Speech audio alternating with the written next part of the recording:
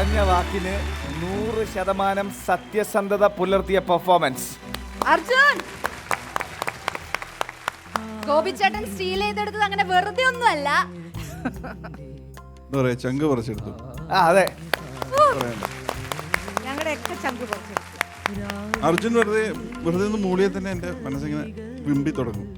എന്താന്നറിയില്ല, magic in his voice. Great man.